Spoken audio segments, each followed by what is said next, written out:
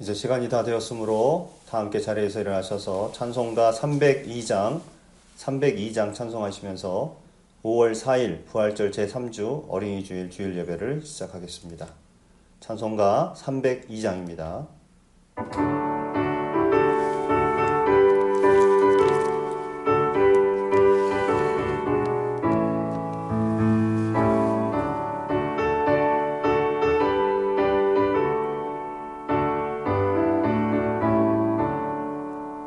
내 주 하나님 넓고 큰 은혜는 저 큰 바다보다 깊다.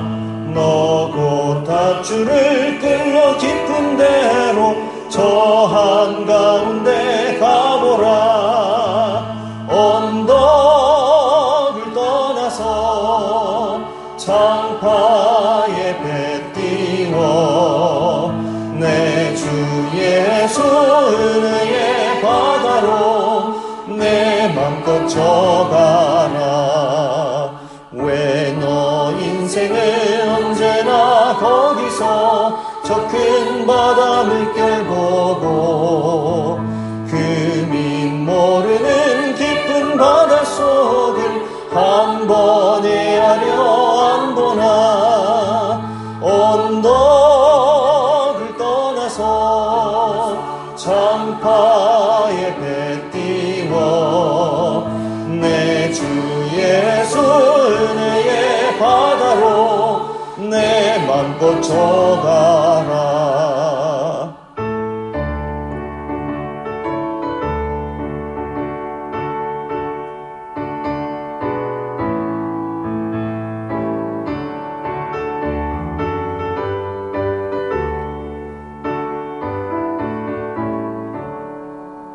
많은 사람이 얕은 물가에서 저 큰 바다 가려다가 찰싹거리는 작은 파도 보고 마음 약하여 못 가네. 언덕을 떠나서 창파에 배 띄워 내 주 예수 은혜의 바다로 내 맘껏 져가라. 자 곧 가거라. 이제 곧 가거라. 저 큰 은혜 바다 향해. 자 곧 내노를 저 깊은 데로 가라. 망망한 바다로 언덕을 떠나서 창파에 배 띄워 내 주 예수 은혜의 바다로 내 맘껏 져가라.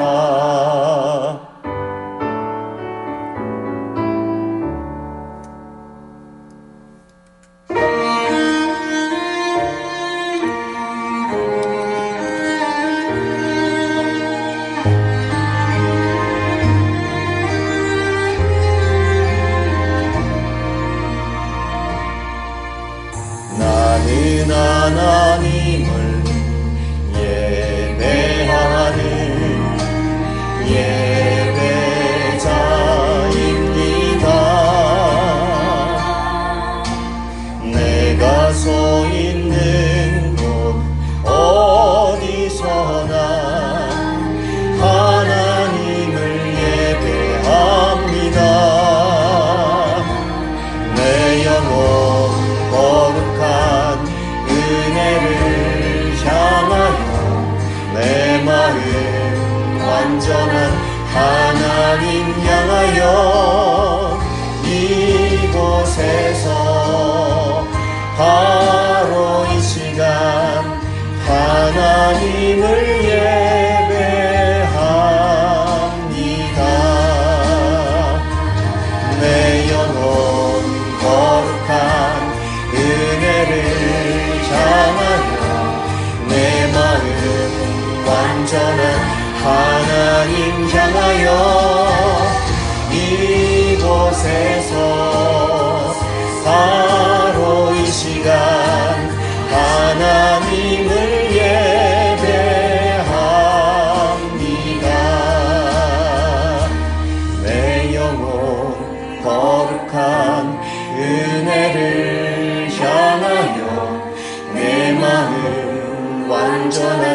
하나님 향하여 이곳에서 바로 이 시간 하나님을 예배합니다.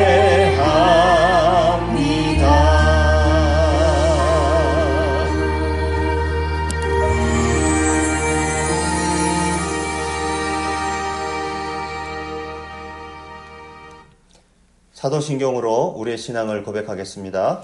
전능하사 천지를 만드신 하나님 아버지를 내가 믿사오며 그 외아들 우리 주 예수 그리스도를 믿사오니 이는 성령으로 잉태하사 동정녀 마리아에게 나시고 본디오 빌라도에게 고난을 받으사 십자가에 못 박혀 죽으시고 장사한 지 사흘 만에 죽은 자 가운데서 다시 살아나시며 하늘에 오르사 전능하신 하나님 우편에 앉아 계시다가 저리로서 산자와 죽은 자를 심판하러 오시리라.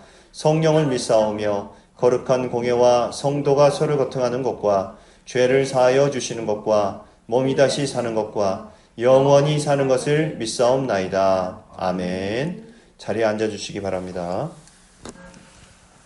기도하겠습니다. 살아계신 하나님 아버지, 오늘도 주님의 은혜를 사모하며 이 시간 주님 앞에 나왔습니다. 험난한 세상 속에서도 믿음의 가정을 지키게 하시니 감사합니다. 자녀를 통해 주시는 하나님의 사랑, 부모님을 통해 느끼는 하나님의 인도하심, 가족을 통해 주님의 은혜를 깊이 깨닫습니다. 사랑하는 우리 성도들 가정 위에 주의 풍성한 은총이 넘치게 도와주시옵소서. 하나님, 가정 안에 아픔과 상처가 있는 가정들이 있습니다. 그 아픔과 상처들을 치유해 주시옵소서.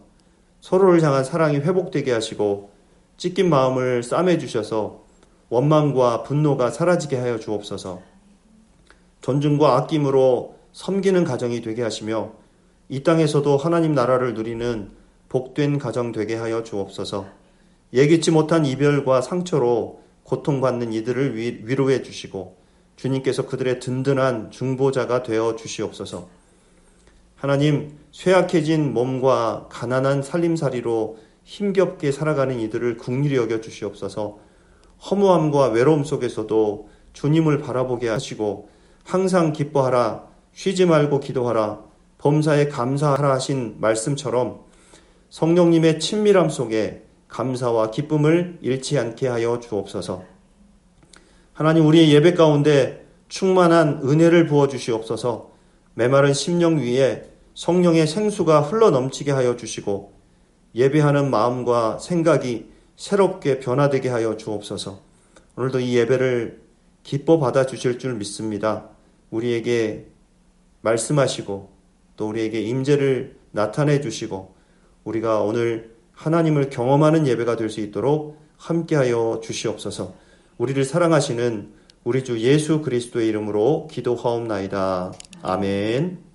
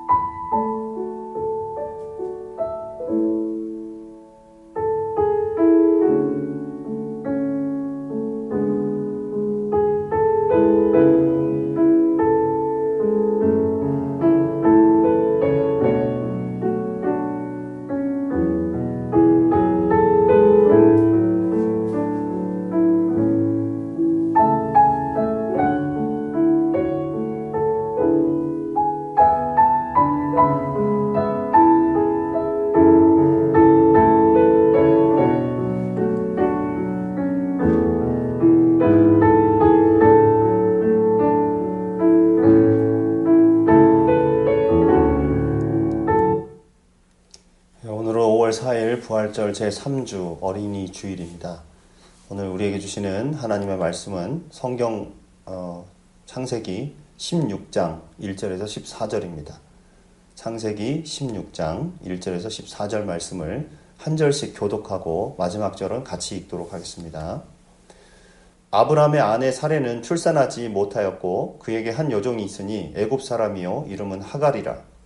사레가 아브라함에게 이르되 여호와께서 내 출산에 허락하지 아니하셨으니 원하건대 내 여종에게 들어가라. 내가 혹 그로 말미암아 자녀를 얻을까 하노라 하매 아브라함이 사레의 말을 들으니라. 아브라함의 아내 사레가 그 여종 애굽 사람 하갈을 데려다가 그 남편 아브라함에게 첩으로 준 때는 아브라함이 가나안 땅에 거주한 지 10년 후였더라. 아브라함이 하갈과 동침하였더니 하갈이 임신하매 그가 자기의 임신함을 알고 그의 여주인을 멸시한지라. 사레가 아브라함에게 이르되 내가 받는 모욕은 당신이 받아야 옳도다.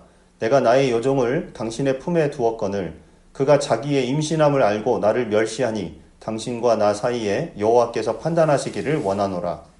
아브라함이 사레에게 이르되 당신의 여종은 당신의 수중에 있으니 당신의 눈에 좋을 대로 그에게 행하라 하매 사레가 하갈을 학대하였더니 하갈이 사레 앞에서 도망하였더라. 여호와의 사자가 광야의 샘물 곁 곧 술길 샘 곁에서 그를 만나 이르되 사레의 여종 하갈아 내가 어디로 왔으며 어디로 가느냐. 그가 이르되 나는 내 여주인 사레를 피하여 도망하나이다. 여호와의 사자가 그에게 이르되 내 여주인에게로 돌아가서 그 수하에 복종하라. 여호와의 사자가 또 그에게 이르되 내가 내 씨를 크게 번성하여 그 수가 많아 셀 수 없게 하리라. 여호와의 사자가 또 그에게 이르되 내가 임신하였은즉 아들을 낳으리니 그 이름을 이스마엘이라 하라. 이는 여호와께서 내 고통을 들으셨음이니라. 그가 사람 중에 딜락이 같이 되리니 그의 손이 모든 사람을 치겠고 모든 사람의 손이 그를 칠지며 그가 모든 형제와 대항하여 살리라 하니라. 하갈이 자기에게 이르신 여호와의 이름을 나를 살피시는 하나님이라 하였으니 이는 내가 어떻게 여기서 나를 살피시는 하나님을 배웠는고 함이라. 같이 읽습니다. 이러므로 그 샘을 브엘라에로이라 불렀으며 그것은 가데스와 베렛 사이에 있더라. 아멘. 예, 오늘 본문이 좀 길었습니다. 자, 창세기 16장 1절에서 14절 본문을 가지고 오늘 창세기 강의 20번째 시간으로 나를 살피시는 하나님이라는 제목으로 하나님 말씀을 증거하겠습니다. 오늘 창세기 16장은 어떻게 시작하는지 한번 보겠습니다. 16장은요. 아브라함의 아내 사레는 출산하지 못하였고 라고 이렇게 시작을 하고 있죠. 지금까지는 장을 이렇게 시작할 때 어떻게 시작했는지 혹시 기억하십니까? 보통 여호와께서 또는 아브라함이 이렇게 시작했어요. 그런데 오늘 본문에서는 아브라함의 아내 사레는 이렇게 나와 있죠. 이제 사레가 주인공으로 사레의 시점에서 이렇게 성경을 기록하고 있습니다. 아브라함도 사실은 하나님의 약속 믿고 그 약속만 믿고 이제 언약을 받고 그리고 갈대아우로 하란 땅 그리고 가나안 땅 또는 또 애굽 땅에도 갔다 오고 이렇게 해서 가나안 땅에 지금 거주하고 있지만은 굉장히 오래 참았죠. 그런데 사레도 같이 이제 오래 참았던 겁니다. 하나님께서 아브라함에게 너에게 큰 민족을 이루게 하겠다. 내 이름을 창대하게 하겠다. 내 씨가 땅에 티끌처럼 많게 하겠다. 이렇게 약속하셨잖아요. 이 말을 들었을 때 아브라함은 굉장히 좋았습니다. 왜냐하면 자기가 이제 소망이 없는 상태에서 지금 뭐 자식이 하나도 없고 그런데 하나님께서 너를 큰 열국의 아비로 만들어주겠다. 내 자손을 아주 많게 하겠다. 티끌처럼 많게 하늘의 별처럼 많게 하겠다. 이렇게 할 때 아브라함은 굉장히 좋았을 겁니다. 이제 기대와 희망이 생기죠. 그런데 더 좋았던 사람은 사레였을 것입니다. 왜냐하면 성경에서는요. 사레가 여호와께서 내 출산을 허락하지 아니하셨으니 라고 이제 다음 절에 이렇게 나옵니다. 아브라함에게 지금 문제가 있는 게 아니라 사레에게 지금 문제가 있었던 것 같아요.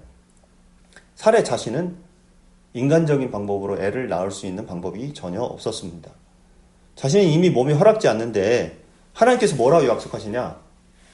아브라함 너를 통해서 또 내 아내 사례를 통해서 많은 자손을 주겠다라고 이렇게 약속하시니까 사례가 굉장히 마음속에 뭔가 희망이 생긴 거죠. 그때 당시 이제 오늘도 마찬가지지만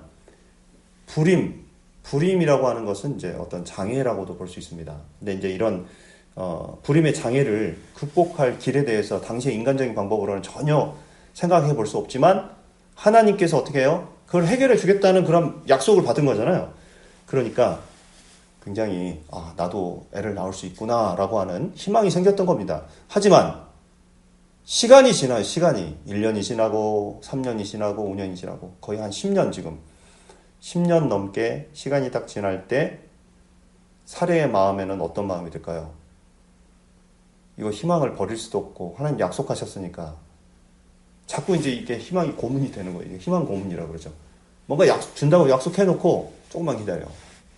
조금 있으면 해줄게. 금방 다 됐어. 금방 줄 거야. 이렇게 할 때 희망 고문이라고 그러죠.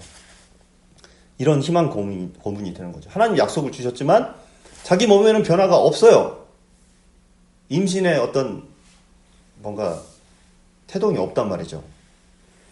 그러니까 사례가 참다가 이제는 이제 어떤 생각을 하게 되냐면 하나님께서 나를 통해서 그 일을 이루시는 게 아닌가? 라고 이렇게 생각을 하게 된 거예요. 이제 그러면서 1절에 계속 보시면 그에게 한 여종이 있으니 라고 이렇게 얘기를 하죠. 이 여종, 그렇게 생각하다 보니까 어떻게 돼요? 여종이 보이기 시작한 겁니다. 그 하갈이라는 여종이 보이기 시작했고, 그리고 이제 그 여종을 소개하죠. 애굽 사람이요 이름은 하갈이라 이렇게 이야기를 하죠. 우리가 여기서 생각해 봐야 될 것, 그것이 있습니다. 그건 뭐냐면 왜 아브라함의 집에 애굽 사람 종이 있게 된 거냐, 이걸 우리가 생각을 해봐야 됩니다. 이 여종은 어디서 온 걸까요? 지금 다 히브리 사람들인데 애굽 사람을 소개하고 있으니까 애굽에서 이제 데려온 거죠. 이게 어떻게 된 거냐면 아브라함이 그 이전에 이제 몇 장 전에 아브라함이 처음에 하나님 약속 믿고 이제 가나안 땅에 갔는데 거기에 가나안 땅에서 기근이 들어요. 먹을 게 없어진 거죠. 땅은 마르고 비는 안 내리고. 그래서 기근을 피하기 위해서 어디로 가요? 애굽 땅으로 가요. 애굽 땅으로 갔는데 어떻게 됩니까? 자기가 이제 목숨이 위태롭다고 생각하니까 자기 아내한테 당신이 내 누이라고 좀 이야기해줘. 그러면 나도 살고 당신도 살고.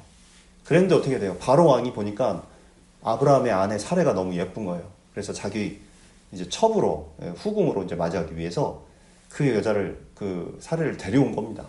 근데 어떻게 돼요? 하나님 뭐라고 막 하시죠. 화를 내시고 너 왜 유부녀를 그렇게 데려왔느냐 이렇게 이야기를 하고 알려줍니다. 그러다 보니까는 그 바로 왕이 깨갱하고서 잘못했습니다. 죄송합니다. 하고서는 아브라함과 그의 가족들을 이제 내보낼 때 그때 막 금은 보화를 주고 그 다음에 종들까지 붙여줘요. 이거 호의로 좀 받아달라고, 미안하다고, 이제 용서해달라고 하는 그런 마음에서 이 신이 노하기 전에 당신이 좀 마음을 푸시라고 이렇게 하면서 그때 보내줬던 사람 중에 한 사람이 애굽 사람 하갈입니다. 이건 이제 여종이죠. 뭐 옛날에 우리 조선시대도 그랬지만은 노비들, 종들은 인간으로 취급을 안 했어요. 당시에도 마찬가지입니다. 종들은, 이 노비는 그냥 재산 중에 하나예요. 그래서 사람 취급을 안 했던 겁니다. 그런데 사례가 어떻게든 하나님의 약속을 이루어야 되겠는데 자기가 할 수 있는 방법이 뭐가 있을까 생각을 해보니까 그때 이 하갈이 보인 거예요. 이 여종이, 예쁘장하게 생긴 이 여종이 아마도 애굽 사람이었던 걸로, 이집트 사람이었던 걸로 봐서는 이제 까무잡잡한 그런 아마 검정색의 피부를 가진 그런 여인이었을 거라고 생각합니다. 그래서 이제 2절에 보시면 사례가 아브라함에게 이르되 이렇게 얘기를 합니다. 또 어떻게 돼요? 사례로 시작하죠. 주인공이 지금 주어가 지금 사례예요. 지금 마치 16장에서는 하나님이 주인공이 아니라 사례가 주인공인 것처럼 지금 성경은 기록하고 있어요. 그러면서 뭐라고 하느냐? 여호와께서 내 출산을 허락하지 아니하셨으니 원하건대 내 여종에게 들어가라. 자, 내가 여종을 하나 줄 테니까 이 여종을 통해서 아이를 낳으세요 라고 이야기를 했어요. 그리고 그 이유가 뭐냐면 하나님께서 내 출산을 허락하지 아니하셨다라고 자기가 아이를 못 낳는 이유가 하나님 때문이라는 거예요. 하나님께서 내 출산을 막았다. 출산을 못하게 막았다라고 하는 그런 말이죠. 근데 여기서부터 문제가 시작되는 겁니다. 이렇게 문제가 생겼을 때 시간이 지나도 뭔가 해결이 안 될 때 어떻게 해야 될까요? 네, 우리 믿는 사람들은 하나님께 기도해야 돼요. 하나님 방법을 좀 알려주세요. 어떻게 하면 좋겠습니까? 그러면서 이제 자기 남편인 아브라함한테 하나님이 이렇게 지금 시간을 약속만 해놓고 지금 뭔가 보여주지 않으니까 우리는 어떻게 해야 될까요? 남편한테 물어보든지 상의를 하든지 아니면 남편에게 이제 이야기를 해서 우리 같이 기도해 봅시다. 뭐 우리 있잖아요. 작전 기도 같은 거. 우리 오늘날에도 그런 거 있잖아요. 그런 걸 한번 해봅시다라고 이야기한 게 아니라 자기가 결론을 다 내버립니다. 하나님이 출산을 막으셨으니까 그냥 이 방법대로 하세요. 이렇게 이야기를 했던 거죠.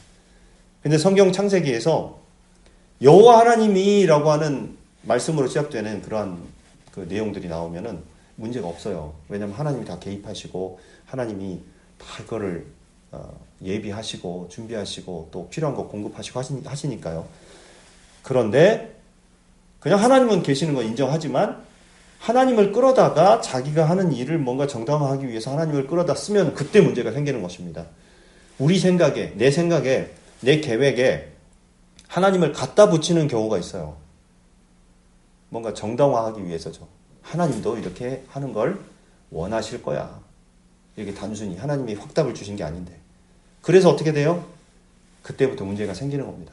그렇게 되면 자기가 임의적으로 하나님의 뜻을 그냥 임의적으로 해석해가지고 이거 하나님의 뜻이야 라고 생각한다면 그건 아닙니다.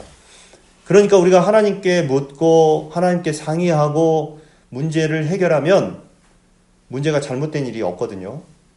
그런데 하나님께 묻지 않고 그냥 단정적으로 이 사례처럼 하나님께서 내 출산을 막았으니까 내 여종에게로 들어가라. 이렇게 이야기할 때는 어떻게 돼요? 문제가 생깁니다. 그리고 또 뭐라고 하냐면 누구 여종이냐? 자기 여종이래.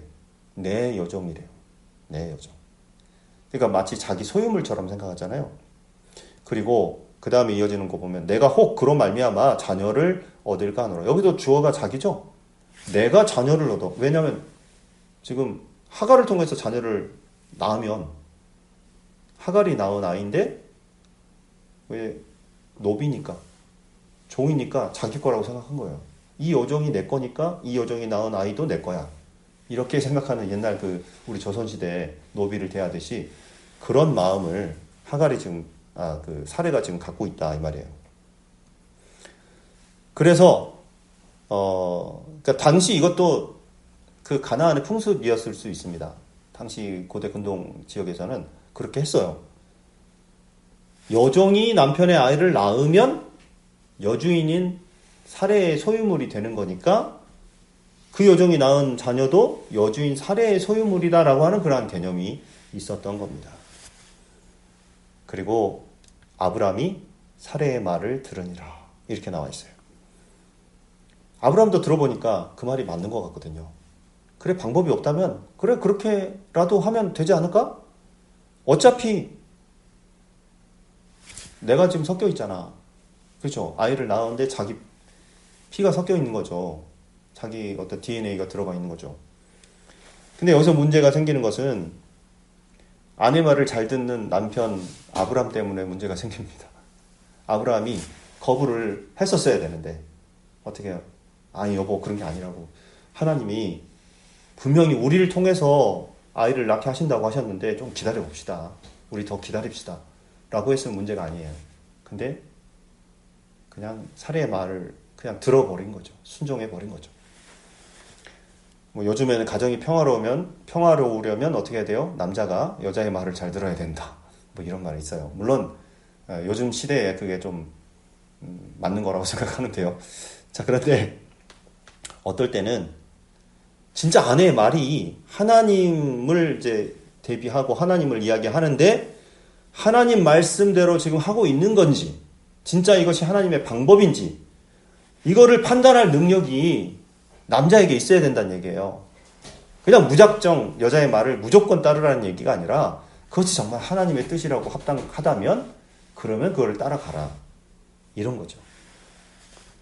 그래서 중요한 건 뭐냐면 여성들의 믿음이 중요합니다. 여성들의 믿음이. 요즘 어떻게든 뭐 가정을 돌보고 이끌어가는 게 여성이니까요.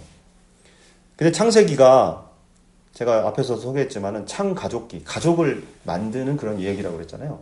만들어가는 얘기예요. 하나님께서 가족을 이렇게 사람을 세워서 가족을 만들어가는 그런 과정이 창세기입니다. 창가족기의 중요한 핵심은 뭐냐면 그래서 그 핵심의 중심에 서 있는 사람이 바로 여성입니다. 여성의 역할이 굉장히 중요하게 돼요. 여성, 아내, 어머니 역할이 굉장히 중요해지는 것입니다. 이제 앞으로 우리가 쭉 그 믿음의 조상들의 이야기를 보면서 같이 딸리는 게 뭐냐면 그의 아내, 여성들의 이야기가 같이 따라가요. 그러니까 여성들의 역할이 어떠한가를 우리가 같이 또 보게 될 것입니다. 남자는 가정의 머리다. 성경에도 나오죠. 가정의 머리다. 이런 얘기가 있어요. 그런데 요즘 어떤 얘기를 하냐면 여자는 가정의 목이다. 라는 말이 있어요. 한번 생각해 보십시다. 남자는 머리예요. 근데 여자는 목이에요. 그럼 어떻게 될까요? 남자가 이 머리가 막 움직여야 될 때 오른쪽으로 가야 될지 왼쪽으로 가야 될지를 결정하는 게 움직이는 게 뭐예요? 목이에요. 목. 그런 이야기죠. 그래서 남자를 움직이는 거는 여성이다. 아내다. 뭐 이런 얘기가 있죠. 남편을 세우는 것도 아내요. 남편을 망하게 하는 것도 아내다. 그러니까 잘못 움직이면 어떻게 돼요? 잘못 보게 되고 잘못 이해하게 되고 움직이게 되는 거죠. 그래서 아내가 제대로 믿음을 갖고 그 남편을 위해서 기도하고 열심히 살면 그 가정은 부흥하는 거예요. 그리고 살아나는 거죠. 그런데 반면에 여자가 문제를 일으켜서 뭔가 가정에 해를 끼치면 문제를 일으키면 남자들이 회복을 잘 못합니다. 재영이 잘 들어야 돼. 그러니까 그렇습니다. 좋은 그런 여자들을 만나야 돼요. 이걸 보면서 우리가 느끼는 건 뭐냐면 생명력은 여성에게 있다라는 것을 느끼게 되는 것입니다. 뭐 그런 얘기를 하더라고요. 남자들은 거품이다. 헛개비가 많다. 이런 얘기를 하죠. 대단한 것 같아 보여도 실제로 문제가 터지면요. 어떻게 할지 모르고 막 이거를 조마조마하면서 문제를 해결을 못하고 그냥 아내만 바라보는 거예요. 여성이 해결해 주기를. 어머니가 해결해 주기를. 아내가 해결해 주기를 막 보고 있는 거죠. 그런데 여러분 아브라함이 아내의 말을 들어보니까 그럴싸해요. 맞는 것 같아요. 그래 방법이 없다면 그렇게라도 좀 해보면 어떨까? 이렇게 생각을 했는데 사실은 자기한테 먼저 경험이 있었어요. 어떤 경험이냐? 아브라함이 하나님의 약속이 주어진 다음에 사례보다도 더 먼저 어떤 생각을 합니까? 다른 방법이 있는 건 아닐까? 어차피 내 아내가 아이를 못 낳는데 다른 방법이 있지 않을까 하면서 지난 시간에 우리가 15장에 살펴봤던 내용 기억하시죠? 양자를 드리려고 하는 거예요. 양자를. 그 318명의 군사들 중에 똑똑한 놈 그리고 자기 신앙을 하나님을 잘 믿고 자기를 잘 받들어서 상속을 하게 될 후계자를 한 사람 생각을 해뒀는데 엘리에셀이라는 그 종을 생각하게 되었던 것입니다. 15장 2절에 보면 아브라함이 이르되 주 여호와여 무엇을 내게 주시려 하나이까 나는 자식이 없사오니 나의 상속자는 이 다메섹 사람 엘리에셀이니이다. 아브라함이 또 이르되 주께서 내게 씨를 주지 아니하셨으니 내 집에서 길린 자가 내 상속자가 될 것이니이다. 이거 기억하시죠?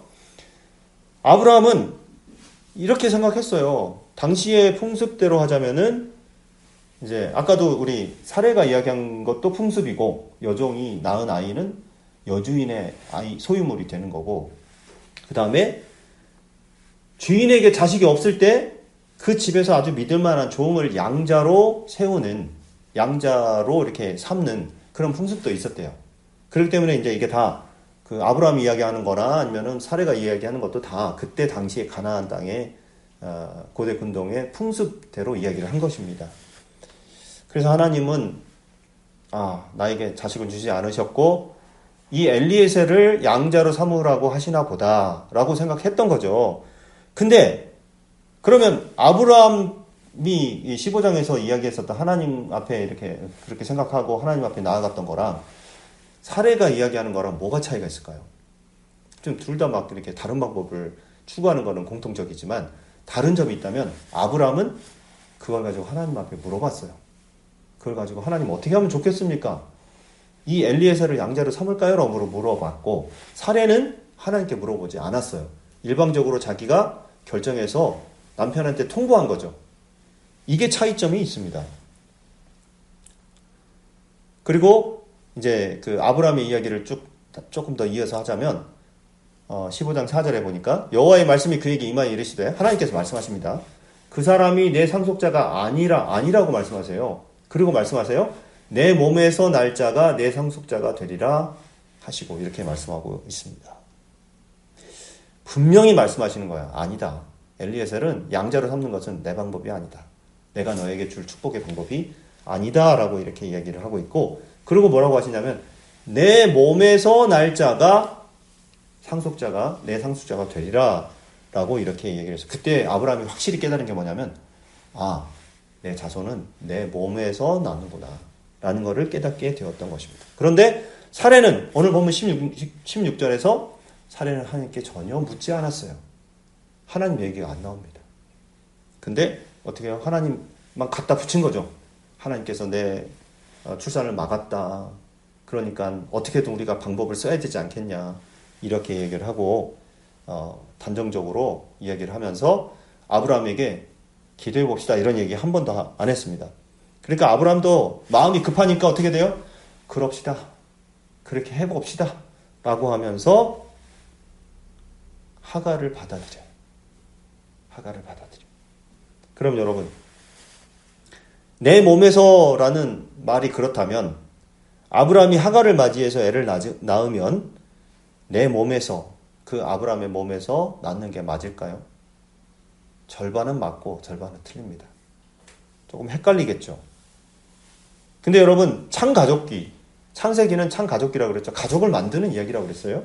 과연 하나님이 하나님의 일을 이루시면서 가족을 깨면서 가족을 분해시키면서 그 일을 이루실까 하는 거예요. 전혀 그렇지 않다는 거예요. 하나님께서는 가족을 보호하시고 가족을 세우시잖아요. 내 몸이라고 하는 말에서 이 말은요. 아브라함의 몸만이 아닙니다. 그걸 어떻게 알 수 있냐면 창세기 2장 24절 같이 한번 읽어볼까요? 시작. 이러므로 남자가 부모를 떠나 그의 아내와 합하여 둘이 한 몸을 이룰지로다. 아멘. 이렇습니다. 남자와 여자가 합하여 한 몸을 이뤄요. 그러니까 결혼하게 되면 한 몸이 되는 거예요. 그러니까 아브라함의 몸만이 아니라 사레의 몸도 거기 포함되어 있다라는 그런 얘기입니다. 분명히 하나님께서는 둘이 한 몸이라고 말씀하셨고 아브라함과 사레가 둘이 한 몸이기 때문에 결국은 아브라함과 사레를 통해서 자식을 주시겠다라고 말씀하신 것이 확고하셨어요. 그리고 아직 때가 안 됐던 겁니다. 자, 이제 계속 3절로 가보겠습니다. 아브라함의 아내 사레가 그 여종 애굽 사람 하갈을 데려다가 그 남편 아브라함에게 첩으로 줄 때는 아브라함이 가나안 땅에 거주한 지 10년 후였더라. 10년이 지났어요. 10년 동안 기다렸어요. 근데 자식이 없어요. 하나님이 분명히 약속하셨는데 10년을 기다려도 이루어지지 않으니까 하나님이 다른 방법을 준비하고 계시나 보다. 그러면 우리가 빨리 찾자. 이렇게 생각을 했고 인간적으로 다른 방법을 찾게 되었던 것입니다. 아브라함은 처음에 어떻게 생각했어요? 15장에서 양자를 생각했어요. 그런데 사례가 하갈 이야기를 하니까 그러면 첩을 들여서 그 여자의 몸을 통해서 아이를 낳으면 내 아이잖아. 이렇게 생각을 하게 된 거죠. 그런데 여러분 굉장히 이것은 하나님의 질서에 어긋나는 그러한 일이 되는 것입니다. 아브라함과 사레가 서로 사랑하는 사이잖아요. 너무너무 사랑하는 사이고 너무 아브라함이 사레를 아낍니다. 그런데 아브라함과 하갈은 서로 사랑해요, 안 해요? 우리가 알 수는 없지만 사랑하지 않아요. 그냥 노비일 뿐이에요. 종일 뿐이에요. 그냥 재산 중에 하나예요. 그렇게 생각을 했어요. 지금까지 눈에 띄지도 않았어요. 근데 그 노비랑 그 잠자리를 해가지고 아이를 낳는다? 여러분 이것은 말도 안 되는 얘기죠. 근데 그 일을 지금 치러가는 그런 과정이 있어요. 마치 그 종에게 이렇게 이야기하는 거예요. 너는 애나 낳아라. 애 낳는 기계로 생각하는 거예요. 그 애 낳으면 우리가 데려다가 그냥 입적시키는 거죠. 자기 아이로 삼겠다. 이런 계획이에요. 그리고 애도 빼앗기고 결국에는 어떻게 될까요? 아주 천대하게 또다시 종으로 돌아갈 수밖에 없는 그런 상황입니다. 사람을 사람으로 보지 않는 그런 상황이에요. 왜 이런 생각을 하게 되었을까? 이 두 사람이 하나님의 응답, 하나님의 언약이 이루어지는 방법에만 몰두하고 있기 때문에 방법에만. 근데 여러분 우리가 하나님의 어떤 언약이 이루어지려면은 방법에 우리가 포커스를 맞추는 게 아니라 본질에 포커스를 맞춰야 됩니다. 본질. 유명한 종교개혁자 존 칼뱅이라고도 하고요. 깔뱅이라고도 하고 존 칼빈이 이런 이야기를 했어요. 한번 읽어봅시다. 시작. 우리가 하나님의 뜻이 이루어지는 방법과 과정에만 몰두하면 우리는 반드시 잘못된 길을 간다. 이렇게 이야기를 했어요. 존 칼빈이. 뭐 이런 이야기를 왜 했냐? 이 말씀을 강해하면서 이 말씀을 이제 그 성경을 해석하면서요. 주해서라고 그러죠. 아무튼 그런 그 칼뱅의 그 많은 주해서가 있습니다. 이제 성경마다 해설서를 만든 거죠. 그거를 지금 창세기를 쓰면서 그런 이야기를 했다 이 말이에요. 중요한 건 뭐다? 본질이다. 하나님이 일하시는 본질을 생각해야지 방법과 과정에 몰두하면 그러니까 어떻게든 이 사람 생각할 때는 뭐예요? 지난번에 제가 지난 시간에 말씀드렸던 것처럼 종교다원주의처럼 어떤 뭐 WCC, NCCK 뭐 이런 것처럼 어떻게든 신에게만 가면 돼. 방법은 상관없어. 이렇게 생각한 거예요. 그러니까 아브라함과 사례도 뭐냐면 어떻게든 아이만 낳으면 되잖아. 방법은 그냥 둘 중에 한 사람만 들어가면 되잖아. 아브라함이 포함되면 결국은 아브라함의 자식이 되는 거니까 이렇게 생각을 했다 이 말이에요. 여러분 그런데 방법과 과정에 몰두하면 반드시 잘못될 수밖에 없다라는 거예요. 가정도 마찬가지고 개인의 성공도 마찬가지고 교회 부흥도 마찬가지입니다. 하나님이 주시겠다 하셨으면 하나님의 때를 기다려야죠. 또 하나님의 방법대로 해야죠. 본질이 중요하기 때문에 그렇습니다. 가정의 본질은 무엇일까요? 이제 5월은 가정의 달이죠. 가정의 본질은 사랑이에요. 사랑과 희생과 헌신이죠. 그렇다면 사랑하는 마음으로 기다려줘야 되고 이해해줘야 되는 것이 가정 안에서 이루어져야 됩니다. 근데 하나님께서 약속하신 그 자녀에 대한 약속은 지금 10년이 지났는데 이루어지지 않고 있는 상황이죠. 그런데 하나님께서 이루어 주실 것을 믿는다면, 믿음이 있다면 10년이 되든 15년이 되든 20년이 되든 30년이 되든 상관없어요. 근데 자꾸만 그 시간이 길어지면서 어떻게 돼요? 인간적인 방법이 막 떠오른다 이 말이에요. 교회도 마찬가지입니다.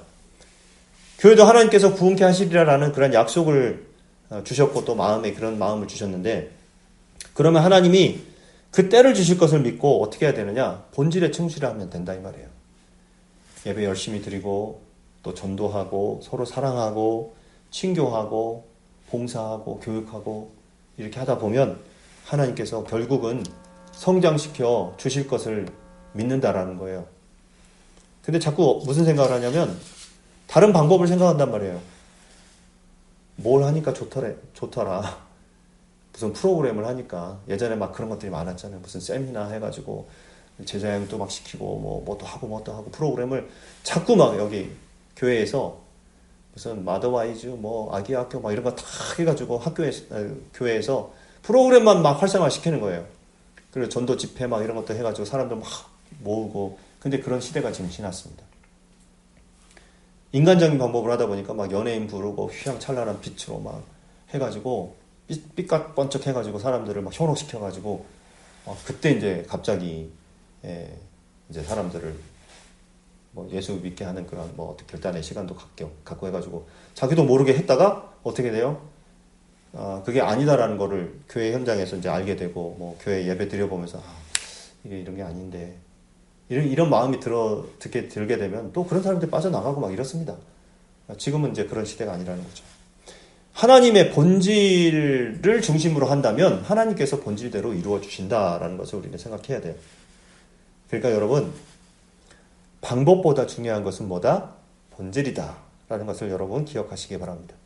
그래서 가족이 해체되는, 가족이 깨어지는 하나님의 응답은 없다라는 것을 여러분 기억하세요.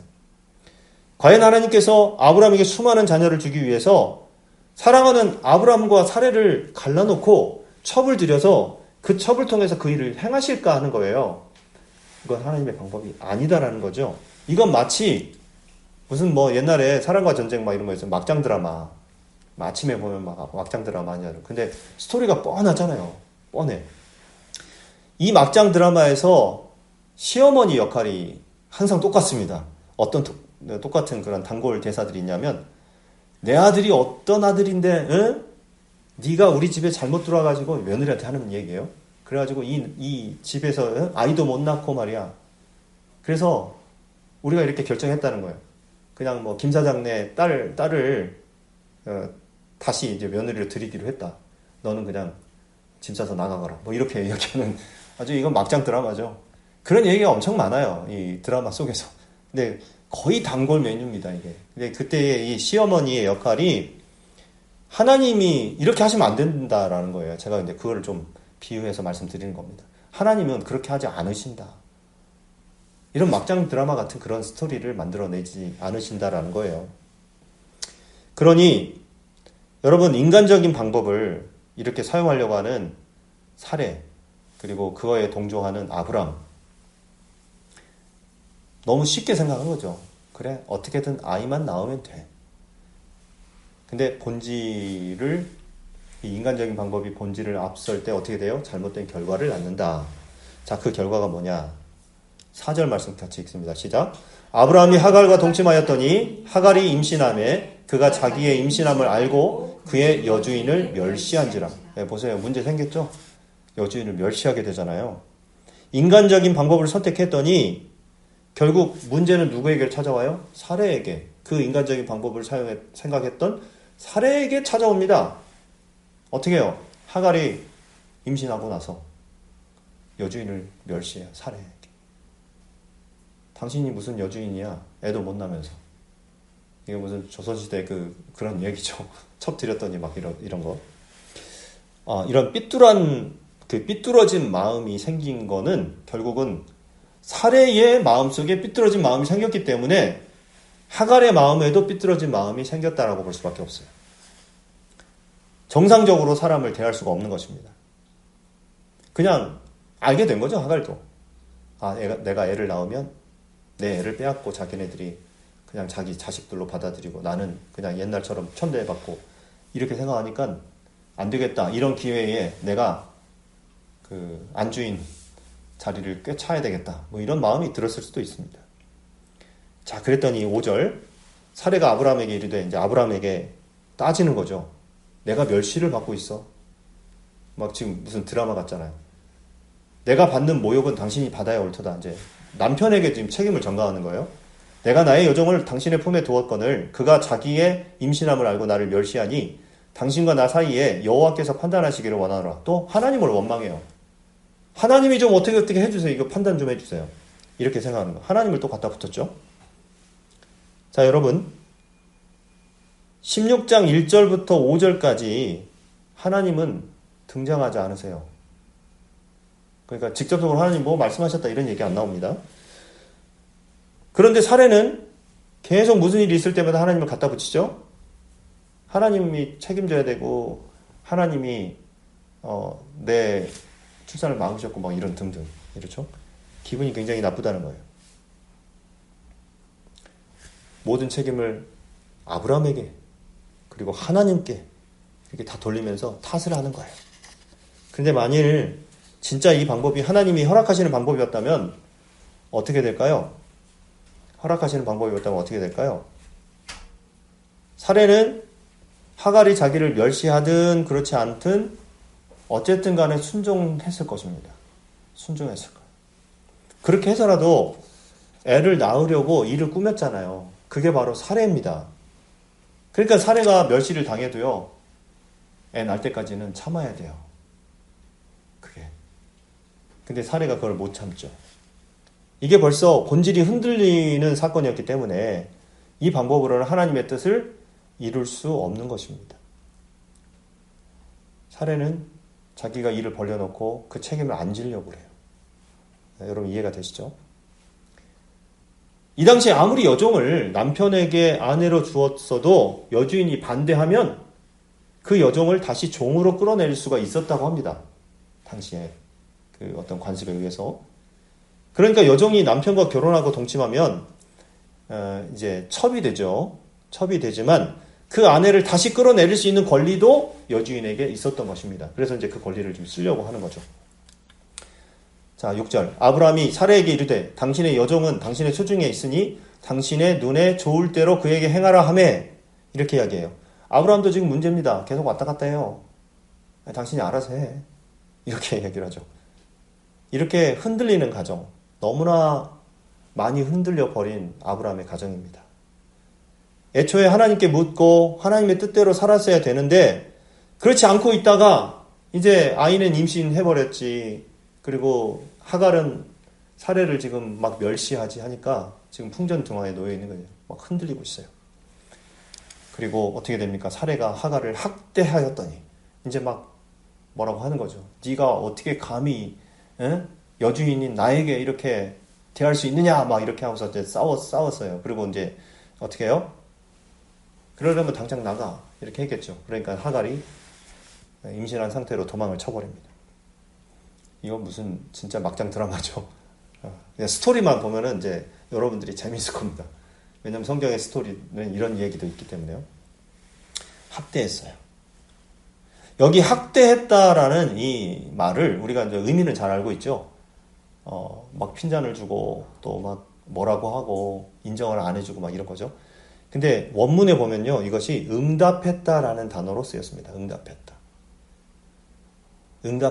하면 생각나는 게 이제 응답하라 뭐 1988 뭐 이런 거 있죠. 이런 시리즈가 옛날에 응답인데 그 응답이 아니라는 거예요. 여기서는 제가 무슨 말을 하자 하면은 뭔가 대화를 하면서 이렇게 서로 주고받고 하는 응답이 아니라 거기에 상응하는 응답이니까 결국은 복수를 한 거죠. 복수. 자기가 받은 대로 멸시를 당한 대로 자기 여종을 멸시했다. 이렇게 얘기를 한 거예요. 그러면서 학대를 해버린 겁니다. 그러니까 하갈의 입장에서는 내가 여기 이 집에 있다가는 죽게 되겠구나. 여기 있어서는 안 되겠구나 하고서 도망을 쳐버린 겁니다. 자, 그런데 이제 이렇게 지금 엉망진창이 됐죠. 지금 모든 관계가 다 깨어지고 막 지금 난리가 났어요. 근데 이 일을 누가 해결해 주실까요? 결국 하나님이 나서요. 하나님이. 그래서 7절 같이 읽습니다. 여호와의 사자가 광야의 샘물 곁 곧 술길 샘 곁에서 그를 만나. 좀 발음하기 어렵죠. 자, 아무튼 여호와의 사자가 나타납니다. 여호와의 사자는 성경에서 보면은 하나님의 천사라고도 이야기를 하고 또 하나님 자신이 어떤 뭐 인간의 몸 혹은 천사의 몸으로 이렇게 온 거를 그때 가르쳐서 여호와의 사자라고 이렇게 이야기를 합니다. 여호와의 사자가 그 여종을 만나 주셨다. 만나 주셨다는 것은 찾아갔다는 거죠. 찾아갔어요.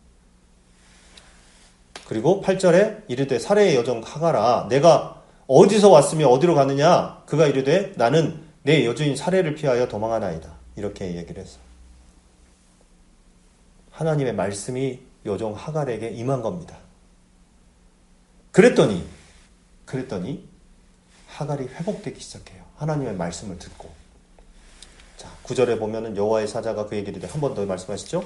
10절에도 여호와의 사자가 또 그에게 이르되 11절 여호와의 사자가 또 그에게 이르되 계속 하나님이 말씀하시고 계속 말씀하시는 거예요. 일의 본질이 이루어지는 것은 다름 아닌 하나님의 말씀입니다. 하나님의 임재가 없으면요, 말씀이 없으면 다 이 막장 드라마 수준을 벗어날 수가 없어요. 우리 인간의 지혜는 우리가 아무리 머리를 써도 아무리 지혜를 모아도 그것은 인간의 막장 드라마입니다. 그러면 그것이 선하고 아름답고 건강한 관계로 이어지려면 방법이 하나밖에 없어요. 그게 무슨 방법이냐? 하나님의 말씀이 임해야 돼요. 하나님의 말씀이 임할 때 회복이 되는 것입니다. 여호와의 말씀을 듣지 않으면 우리가 아무리 열심을 내고 힘을 내고 그렇게 해도 내가 그 열심 때문에 망하게 될 수밖에 없어요. 또 남도 망하게 할 수밖에 없는 것입니다. 이게 하나님 방법일 거야. 단순히 이렇게 추측해서 하는 것도 절대로 옳지 않습니다. 그렇게 살다가는 망하게 되죠. 그래서 여러분 기억하세요. 하나님의 말씀에 귀를 기울이시기 바랍니다. 하나님 말씀에 귀를 기울이는 우리 청주 한무리교회가 되기를 바랍니다. 자, 여호와의 사자가 그 여종을 만나서 뭐라고 말씀하시느냐. 내 여주인에게로 돌아가서 그 수하에 복종하라. 도망쳐 나왔는데 어떻게 해요? 다시 돌아가라요. 쉬운 일이 아니죠. 도망쳐 나왔는데 다시 들어가면 죽임을 당할 수도 있어요. 어떻게 될지 몰라요. 돌아가라는 거예요. 결국 아이가 도망치는 그 여종이 도망치는 상태에서 아이를 낳으면 그 아이는 그냥 아브라함의 아이가 될 수 없고 유복자가 될 수밖에 없죠. 그러니까 돌아가라. 생명을 보호해 주시는 거예요. 돌아가서 복종해라.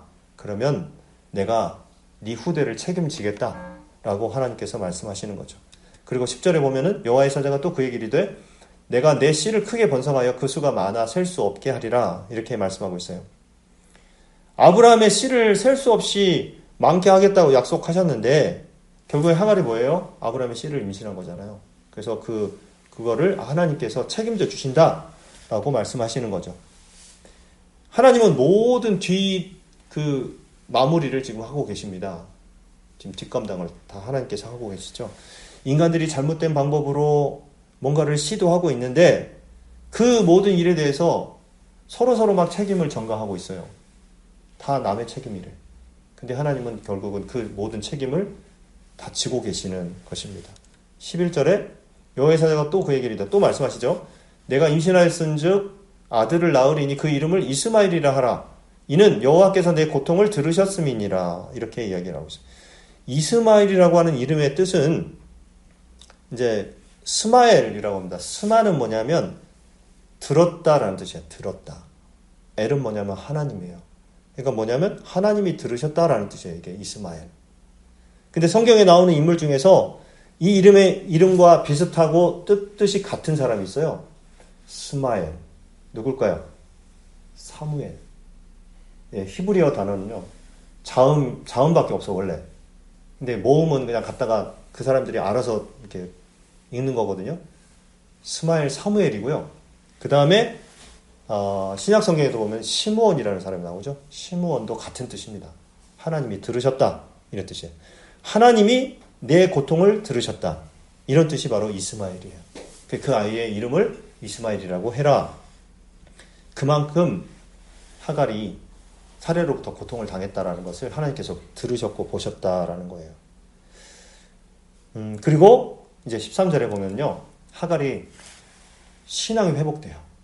어떻게 해요? 하갈이 자기에게 이르신 여호와의 이름을 나를 살피시는 하나님이라 하였으니 라고 이렇게 이야기를 하고 있죠. 이게 무슨 말이냐? 하나님은 우리 주인 아브라함만 사랑하시는 줄 알았더니 이 미천한 나까지도 보살피시고 나를 도와주시고 나를 사랑하시는 하나님이시구나 라는 것을 깨닫게 되었다 이 말이에요.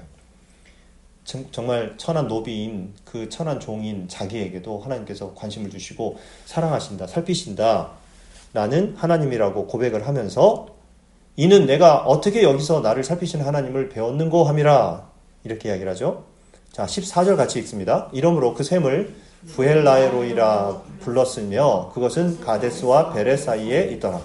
자, 이게 실제적으로 그 지명이 있습니다. 자, 여기가 이제 지도상에 부엘라에로이 이렇게 나와 있습니다. 그러니까 제가 여러분들에게 가끔 지도를 보여드리는 이유가 무엇인지 아시겠어요? 역사적인 사실이다. 성경의 이야기는 그냥 목사님들이 설교하기 편하기 위해서 이 본문을 가져다가 여러분들에게 그런 어떤 그 가상의 이야기, 그 허구적인 이야기, 꾸며낸 이야기를 이야기하는 게 아니라 지금 현재에도 이스라엘의 역사에 이스라엘의 지도 가운데 그 지명이 있잖아요. 아브라함이 다녔던 지명이 다 있어요. 가나안 땅 그 지명에. 지금은 뭐 이름이 좀 바뀌었다 할지라도 당시에 부엘라에로이가 있었고 지금 현재도 그 장소가 있다 이 말이에요. 그러니까 여러분 꼭 기억하십시오. 부엘라헤로이. 이게 발음하기가 좀 애매한데 부엘라헤로이라고 읽어야 되는지 부엘라헤로이라고 읽어야 되는지 이거는 두 단어씩 끊어서 읽으면 돼요. 부엘라헤로이 이렇게 되는데 그 뜻이 뭐냐면 부엘은 뭐냐면 우물이라는 뜻입니다. 우물. 라헤는 라하이라고 하는 그런 단어인데 살아계신이라는 뜻이에요. 살아계신. 그리고 로이는 뭐냐면 나를 살피는 나를 보는 이런 뜻이에요. 그럼 이게 뭐냐? 결국에는 나를 살피시는 살아계신 분의 우물이라는 뜻입니다. 이게 부엘라헤로이라는 이 성경에 이제 우리 그 기록된 우리 성경 있죠? 이 책으로 된 성경에 보면은 각주가 있어요. 각주 밑에 그 뜻이 이렇게 나와 있는데 그 뜻이 뭐라고 돼 있냐? 나를 살피시는 살아계신 이의 우물이라고 이렇게 이야기를 하고 있어요. 그냥 우물이라고 생각했는데 그러니까 우물이 있었던 걸로 봐서 목이 말랐는데 우물을 만나게 된 거죠. 그리고 하갈이 거기서 우물을 통해서 물을 먹게 됐는데 하나님에 대한 신앙을 고백하게 된 거예요. 결국은 그냥 우물인 줄 알았는데 여기 누가 계셔요? 하나님이 계셔요. 나를 살피시는 살아계신 하나님이 바로 여기 계시는구나. 이 우물에 계시는구나. 라고 그렇게 고백을 하게 되었던 것입니다. 여러분, 우리가 어디를 가든지 이런 믿음을 가지면 실수하지 않을 수가 있고 실패하지 않을 수가 있습니다. 나를 살피시는 살아계신 하나님이 내 곁에 계신다. 내 처소에 계신다. 또 우리 가정에 계시고 안방에 계시고 거실에 계시고 아이들 공부방에 계시고 애들이 공부하는 학교에도 있고 내가 일하는 일터에 계시고 그분이 우리가 지금 예배하는 이 교회에 계신다. 이걸 믿을 때 우리는 그때부터 인간적인 지혜를 내세울 수가 없고 그걸 가지고 싸울 수도 없고 그걸 가지고 결론도 낼 수가 없다라는 것을 우리는 기억해야 됩니다. 나를 살피시는, 나 같은 것까지 살피시는 살아계신 하나님이 바로 저와 여러분의 하나님이심을 믿으시기 바랍니다. 네, 그 하나님이 지금도 여기에 계시고 여러분과 함께, 저와 함께 계신다라는 것을 여러분 기억하시기 바랍니다. 여러분, 이 하갈의 고백이 바로 우리의 고백이 되어야 될 줄로 믿습니다. 하나님이 우리를 외면하시겠느냐, 우리를 버리시겠느냐는 거예요. 결코 버리지 않으신다라는 거예요. 왜냐하면 하갈까지도 보살피신 하나님이 우리를 보살피시지 않겠느냐라는 거죠. 그래서 여러분들이 정말 기도하면서 항상 하나님 나를 살펴주십시오. 우리 교회를 살펴주시고 우리 가정을 살펴주십시오. 내가 일하는 직장을 살펴주시고 내가 공부하는 학교를 살펴주시고 그렇게 여러분 기억하시면서 또 하나님 앞에 기도하면서 하나님의 도우심을 경험하고 하나님의 살피심을 경험하고 하나님이 원하시는 그 본질을 기억하면서 우리가 중심으로 살아가면서 하나님의 언약대로 우리의 삶을 하나님이 인도하시도록 맡기는 그런 5월 한 달 그리고 이번 한 주간이 되시기를 주의 이름으로 간절히 축원합니다. 자, 우리 기도 제목 가지고 기도하겠는데요. 이 사진은 뭐냐면 그 하갈이 하나님을 만난 그 부엘라헤로이 그 장소인데요. 사실 사진은 좀 잘못됐습니다. 아이를 막 눕혀놓고 이렇게 나왔던데 이건 좀 그 아이는 아직 임신 상태라서 이건 아니고 인터넷 찾아보니까 이런 사진이 나오던데요. 아무튼 참고하시기 바랍니다. 자, 우리 같이 기도 제목으로 같이 읽도록 하겠습니다. 시작. 하나님, 우리에게 하나님의 언약의 본질이 이루어지는 복을 허락하여 주시옵소서. 또한 그 본질을 붙잡는 우리가 되게 하여 주시옵소서. 그리하여 우리의 지혜대로 하지 않게 하시고 여호와의 말씀이 임하여 그 말씀대로 살아 말씀대로 하나님을 알게 되고 하나님을 만나 하나님을 내 삶에 모시고 살아가는 하루하루가 되게 하시고 오늘도 나를 살피시는 살아계신 하나님을 경험하며 살아가는 우리 모두가 되게 하여 주시옵소서. 아멘. 자, 우리 오늘 결단의 찬양은요, 주께 가까이 날 이끄소서. 이 찬양 같이 결단의 찬양 부르고 결단의 기도를 드리도록 하겠습니다.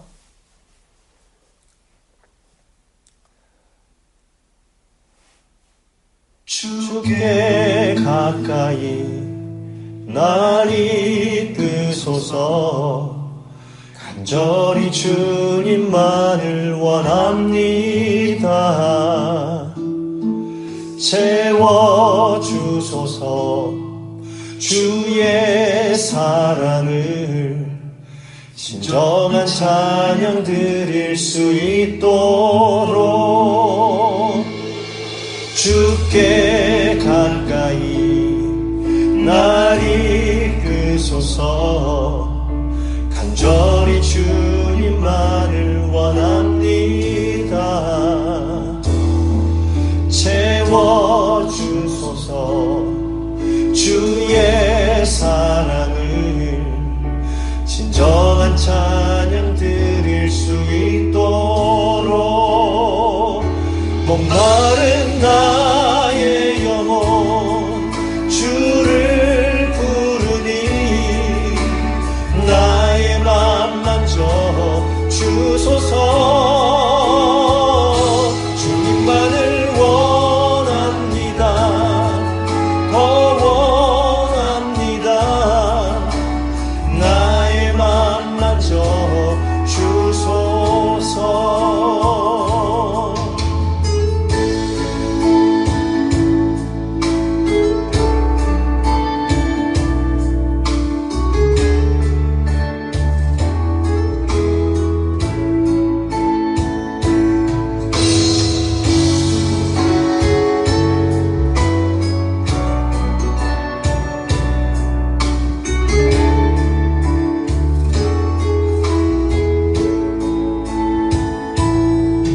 주께 가까이 날 이끄소서. 간절히 주님만을 원합니다. 채워주소서. 주의 사랑을 진정한 찬양 드릴 수 있도록 목마른 나의 영혼 주를 부르니 나의 맘 만져 주소서. 주님만을 원합니다. 더 원합니다. 나의 맘 만져 주소서. 나의 영혼 주를 부르니 나의 맘 만져 주소서. 주님만을 원합니다. 더 원합니다. 나의 맘 만져 주소서. 주께 가까이 날 이끄소서. 간절히 주님만을 원합니다. 채워주소서. 주의 사랑을 진정한 찬양 드릴 수 있도록.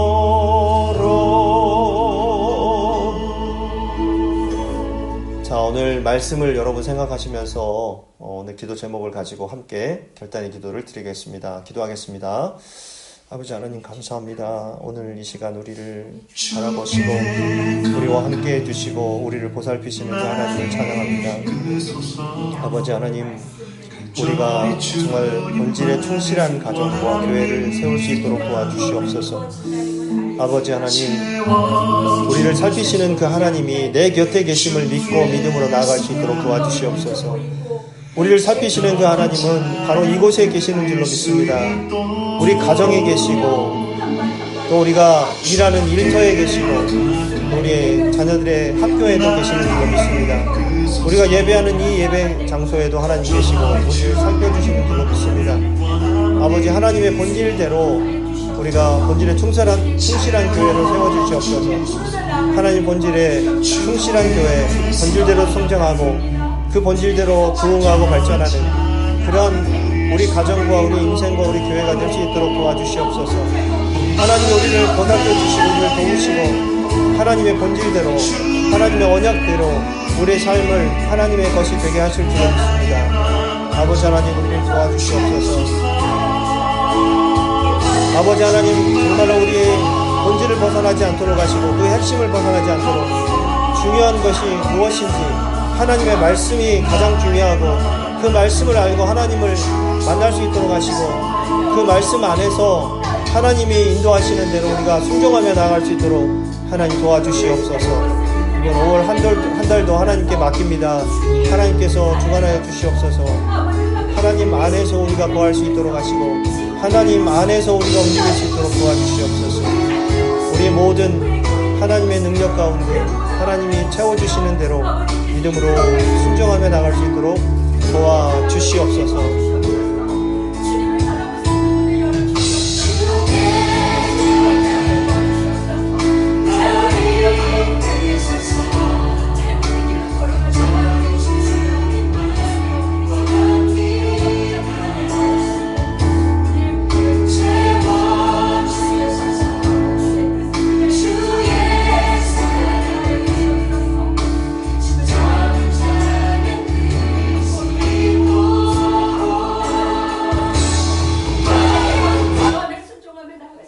예수님의 이름으로 기도하옵나이다. 아멘. 자, 여러분 교회 소식 알려드리겠습니다. 오늘 예배에 참석한 모든 분들을 주님의 이름으로 환영하고 축복합니다. 자, 오늘은 어린이 주일입니다. 우리 가정에 지금 어린이들은 거의 없고 청소년들, 청년들이 있기 때문에 아무튼 중요한 것은 우리가 어린이 같은 마음으로 그렇게 하나님 앞에 순수하게 살자. 순수한 믿음을 지키면서 그렇게 살고 하나님이 기뻐하시는 모습으로 살았으면 좋겠습니다. 그리고 이제 5월은 가정의 달이라고 하죠. 그래서 계속 5월에는 행사들이 많고, 그 다음에 중요한 절기도 5월 달에 많이 있습니다. 오늘 어린이 주일, 다음 주에는 어버이 주일, 그 다음 주는 스승의 주일, 그 다음에 이제 가정의 주일 또는 부부의 주일, 이런 식으로 각 교회마다 이렇게 행사를 이렇게 하더라고요. 이제 어떤 여러분들 가정에서 부모님들에게 효도하고, 또 그리고 여러분들 자신들의 가정을 세워나가는 준비를 하고 또 가정 안에서 여러분들이 해야 될 일들 그런 것들을 잘 중심으로 5월달을 잘 준비해서 나가면 좋을 것 같습니다. 광고의 내용을 알려드리겠습니다. 우리 청주 한무리교회를 위해서 항상 기도해 주시고요. 미국에서 유학 중인 한음이가 이제 학업을 잘 마무리하고 졸업 후에 하나님이 인도하시는 길로 순종하며 나아갈 수 있도록 기도를 부탁드립니다. 또 이제 다인이와 한결이 휴학 중인데 이제 복학을 준비하고 있는데요. 모든 것이 순조롭게 잘 진행될 수 있도록 도와주시고 또 대학 생활을 하고 있는 우리 다은이 지금 2학년 2학기 지금 준비하고 있는데 이제 방학을 아마 준비하고 있을 겁니다. 다은이가 예전에 이제 고등학생이었을 때가 생각이 나는데 벌써 대학교 2학년이라니 참 생각이 시간이 빠르군요. 이렇게. 그다음에 우리 은결이를 위해서도 여러분들이 기도해 주시기 바랍니다.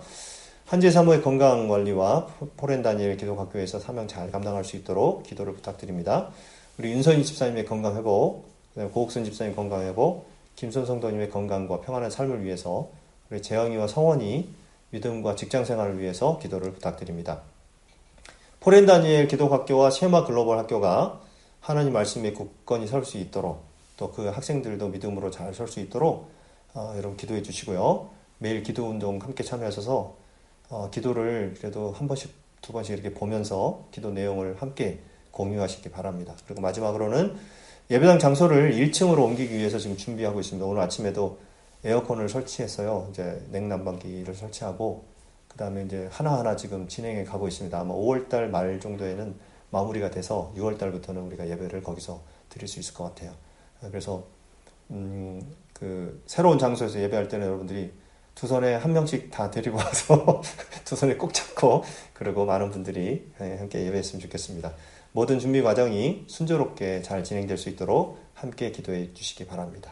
자, 교제와 봉헌하는 시간 갖겠습니다. 자, 일어나셔서 자, 오늘은 이번 한 주간도 당신을 살피시는 하나님과 함께 살아가시기 바랍니다. 자, 시작. 당신을 살피시는 하나님과 함께 사시기 바랍니다. 네, 예, 하나님이 여러분을 다 살펴보고 계신다. 아멘.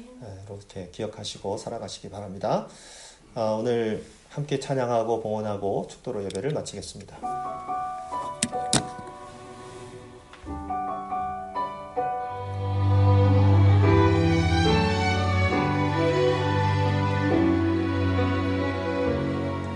너의 가는 길에 주의 평강이 있으리 평강의 왕 함께 가시니 너의 걸음 걸음 주 인도하시리. 주의 강한 손 널 이끄시리. 너의 가는 길에 주의 축복 있으리. 영광의 왕 함께 가시니 내가 밟는 모든 땅 주님 다스리니 너는 주의 길 예비케 되리.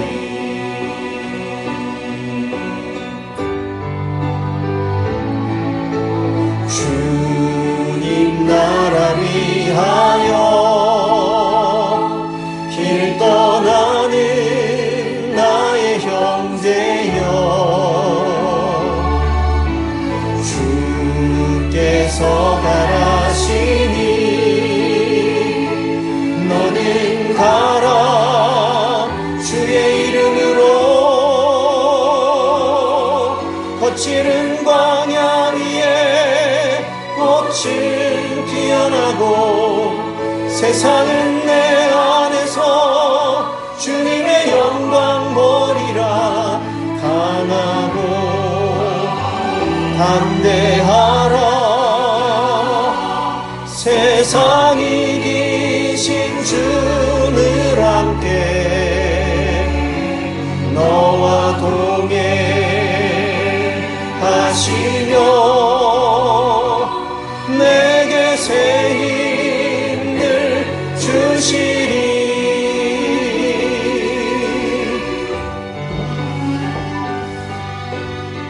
주님 나라 위하여 길 떠나는 나의 형제여,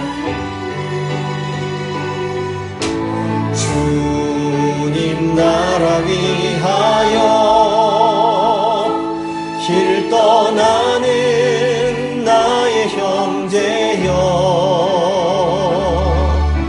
주께서 가라시니 너는 가라. 주의 이름으로 거칠은 광야 위에 꽃은 피어나고 세상은 내 안에서 주님의 영광 보리라. 강하고 담대하라. 세상 이기신 주를 함께 너와 동행하시며 내게 새 힘을 주시리.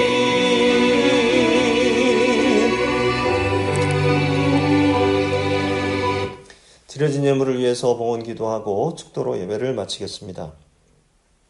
하나님 아버지, 우리는 사례처럼 아브람처럼 참으로 연약한 마음을 가지고 있어서 하나님의 언약의 본질보다 방법을 더 중요하게 생각하고 과정을 더 중요하게 생각할 때가 많습니다. 하나님, 우리에게 하나님의 언약의 본질이 이루어지는 복을 허락하여 주옵소서. 또 그 본질을 붙잡는 우리가 되게 하여 주옵소서. 그리하여 우리의 지혜대로 하지 않게 하시고 하나님의 말씀이 임하여 그 말씀대로 살아 말씀대로 하나님을 알게 되고 하나님을 만나 하나님을 우리의 삶에 모시는 하루하루가 되게 하여 주옵소서. 하나님 앞에 우리의 마음과 정성을 다하여 또 우리의 생명까지 담아서 이 예물을 드립니다. 기쁘게 받아 주시옵소서. 이 물질이 영혼 구원을 위해 사용될 뿐 아니라 우리의 생명을 다하는 그날까지 이 땅에서 하나님이 맡겨주신 사명을 다하여 하나님의 마음에 꼭 드는 사람들이 다 될 수 있도록 우리를 사용하여 주시옵소서. 이제는 우리 구주 예수 그리스도의 크신 은혜와 하나님 아버지의 극진하신 사랑하심과 성령님의 감화 감동 역사 충만 내주하심이 본질에 충실한 가정과 교회를 세우기 위해 우리를 살피시는 하나님을 더욱 의지하며 신뢰하기를 소망하고 결단하며 헌신하는 하나님의 백성들 머리머리 위에와 그들의 가정과 자녀와 생업 위에 주님께서 핏값으로 사신 그리스도의 몸된 교회 위에와 지금도 자신의 생명을 다해 주님의 복음을 증거하고 있는 선교사들 위해 이제로부터 영원토록 함께 하옵시기를 간절히 축원하옵나이다. 아멘.